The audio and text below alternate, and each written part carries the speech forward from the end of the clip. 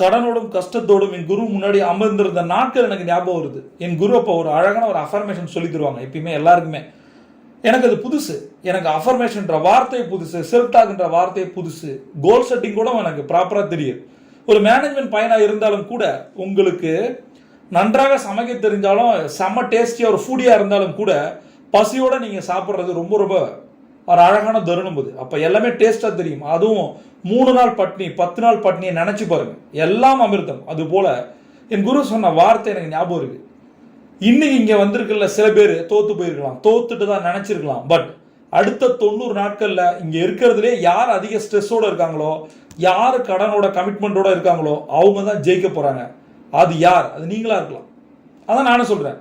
Maybe இந்த வாய்ஸை கேட்கும்போது உங்களுக்கு கடன் இருக்கலாம், கமிட்மெண்ட் இருக்கலாம், உறவுமுறை சிக்கல்கள் இருக்கலாம், ஆரோக்கிய குறைபாடு எது வேணா இருக்கலாம். பட் நான் சொல்கிறேன், அடுத்த 90 நாள் தங்க நேரத்தை ஒரு மனுஷன் பண்ணிட்டான், ஜெயிச்சிட்டான். தங்க நேரம்னா தெரியலையா?